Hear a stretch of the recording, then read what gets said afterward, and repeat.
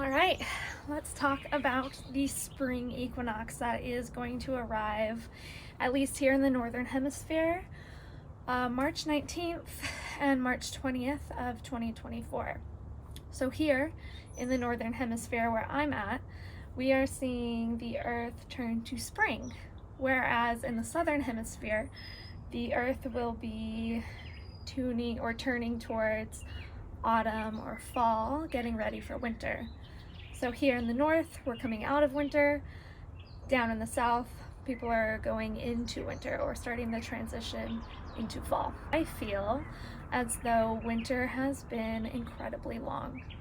I feel like I've been planted deep down into the frozen earth, and it's been a tremendous symbolic journey of rising to the surface where the grass and the soil is now just thawing and life is beginning to stir again. We've had a couple like crazy weather days where it's warm one day and bright and sunny, and then like today it's a little bit cooler and we're just gonna get cooler and cooler for a couple more days until the 19th or the 20th, where we'll start to see more light and hopefully more warmth. That is the broad overview of the spring equinox. However, I did want to contextualize the spring equinox for those of us in the Northern Hemisphere. And maybe I'll do my best after I do that to contextualize it for those who are in the Southern Hemisphere, but I might totally butcher that, we'll see. Anyways, to contextualize it, there's something that many practitioners of different spiritual lineages practice, and it's typically referred to as the Wheel of the Year, and a lot of different lineages use this or something similar to it. And essentially, the spring equinox is happening in March, and that is, for a lot of people, the sign of the traditional New Year, where we are coming out of winter, where winter is, like a death period, a resting period, a very inward period. So rather than celebrating, the new year in January, a lot of cultures and traditions start to practice the new year February and March, depending on, the specific lineage that they follow. So just to contextualize where we're at in the Wheel of the Year is, winter happened over the winter solstice back in December, and then as we went through winter, the new year was here, but for me, deep in winter, it never feels like a new year. Maybe there's like a moment of like, yay, I'm gonna start dreaming about what's to come, but there's no motivation for me whatsoever to like begin planting those seeds. I'm still deeply in winter. Like I said, it was a really long winter for me. I really felt like I had just been planted deep down into the earth. There was no stirring me. And so the new year came, and then we entered into February. And February is where I started to feel a little bit of momentum for quote unquote the new year. And that was when Imbolc happened, typically on the 1st or 2nd of February. It kind of changes depending on the day. And Imbolc is the day between the winter solstice, so when we come into winter, and the spring equinox, which is just coming up tomorrow. It is the halfway point between winter and spring. And this is where, for a lot of people, depending on where you live, you may start to feel a little bit of stirring, a little bit more clarity on, what the rest of the year is going to look like, because this is where life begins to germinate a little. Like if you were actually planting a seed and growing a crop, your seeds need to germinate in soil first. So this might be considered the germination space of the symbolic new year. So I really enjoyed Imbolc, and that was in February. And then, we're still deeply in winter because it's just the halfway point between winter and spring. So it doesn't mean that just because the seeds were planted or you had a boost of energy that it was just from there on out like growth. What happened for me was I went back to sleep. It was just this subtle cooing of like, here are the seeds, this is what we want to plant, isn't this a lovely dream, aren't these lovely themes? And just like continue to rest, because winter is not over, and there's a lot of nurturing that happens when we rest. You know, we're preparing our bodies, and in this case our minds and our souls and our spirits, for bigger projects that require more life force energy. And to access that life force energy, sometimes we really need to rest and get still and clear so that we know where we're going, how to apply our energy, rather than dispersing our energy or having our energy distracted from the outside world. Because the world is chaotic, it is big, there's a lot going on, and there's a car coming. And we can tend to be pulled in many different directions at the pace of others, at the pace of our society, at the pace of what's going on around us, rather than continuing to listen to what our truth is and finding that balance between showing up in the external world and showing up for our true north, our true selves.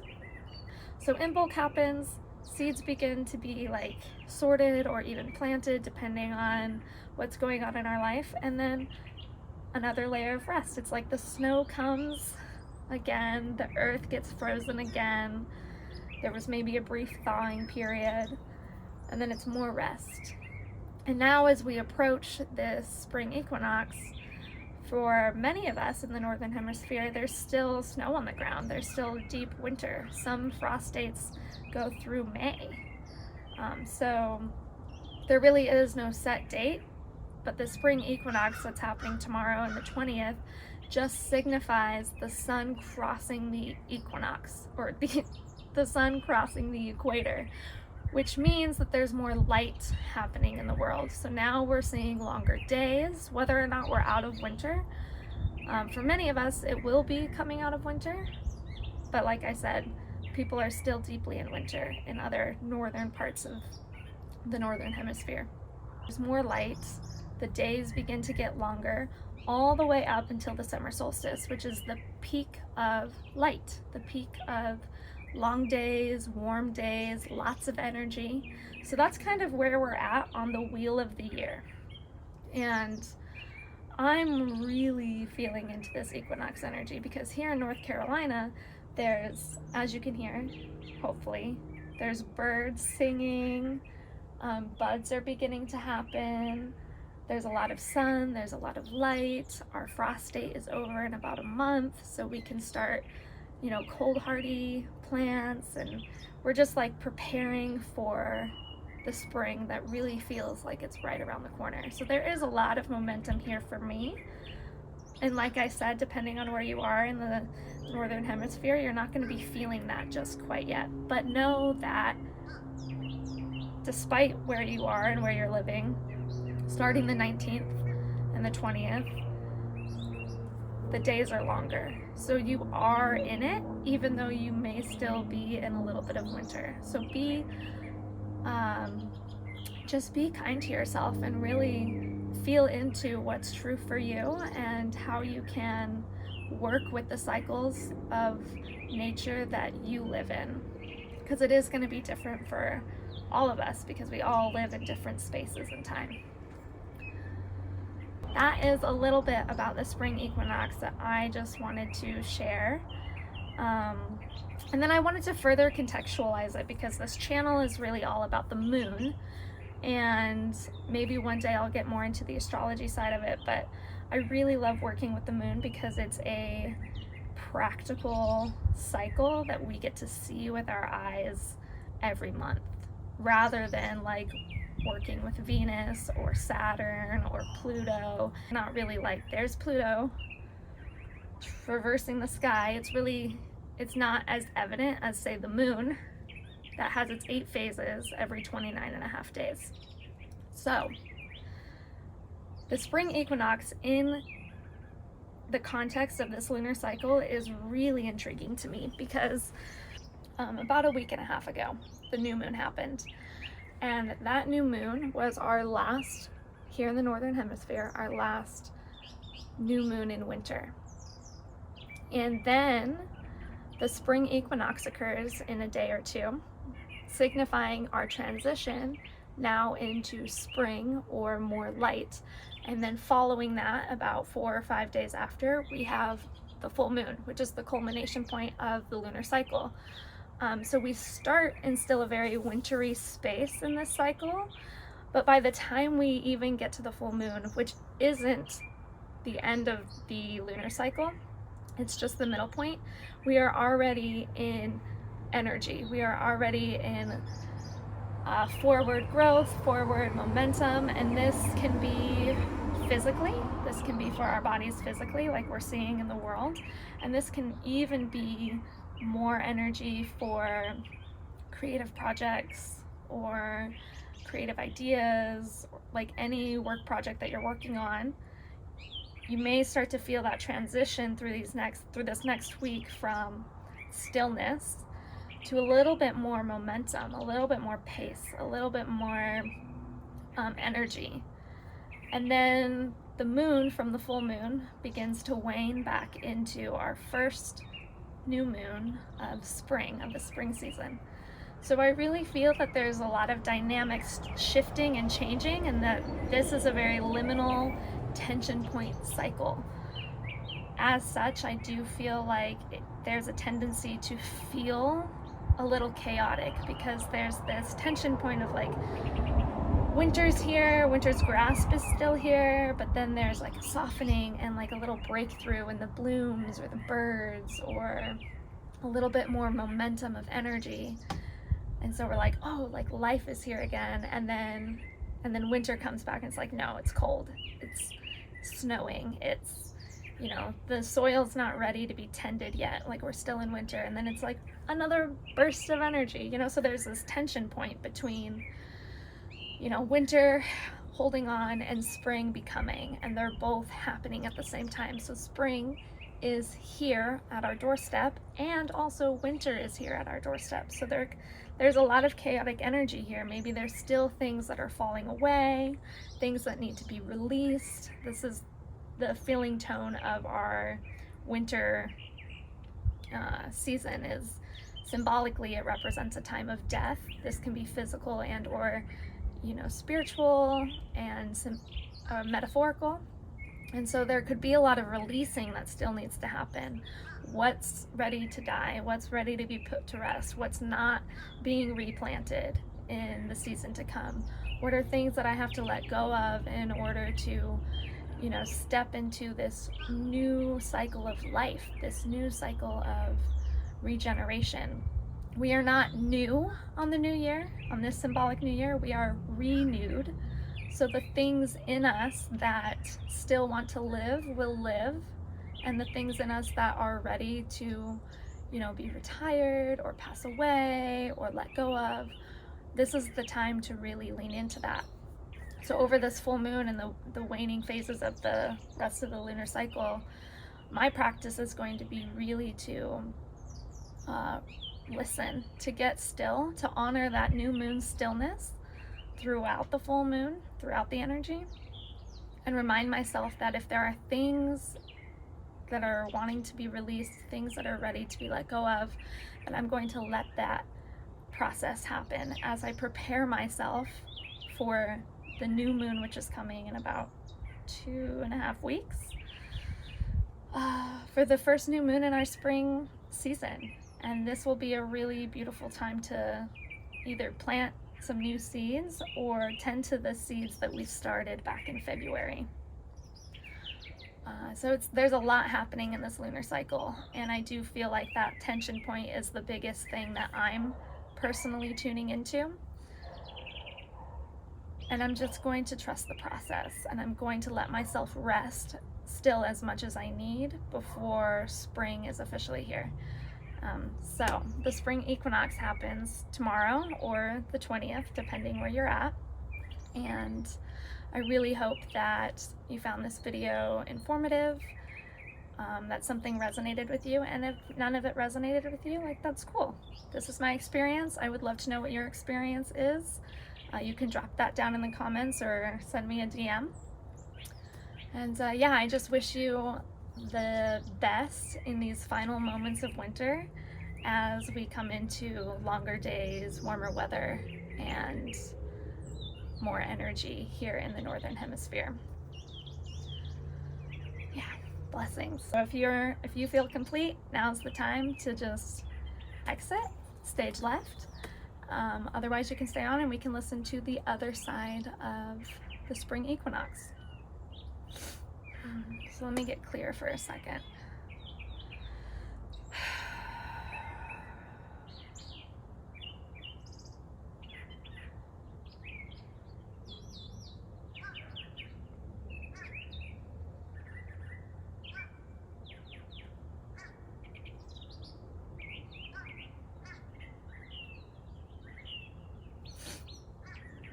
So it's going to be a very high level one because I'm not living in the Southern Hemisphere, but I'm going to do my best here. So the this equinox is in the Southern Hemisphere, the lessening of light. So the transition point back down towards winter. So we're transitioning out of summer and into fall, where the light begins to gradually decrease until we make it to the next solstice, which will usher in your winter and our summer. And so there's a gradual decreasing of light, and you're still in very big summer energy. So there's still a lot of excitement, maybe there's still light and warmth, and it's going to be a gradual softening of that energy. So there may be tones and times of wanting to begin to tend to what does it look like to rest, and how am I going to start slowing down, and what does that look like, and what are the things already calling forth in me that are looking for that rest, that are looking for that slowing down. But there's still like a lot of summer energy, so you're still going to have a lot of energy and momentum and light for a while. The days will just be getting a little bit shorter, and the light will be getting shorter as well.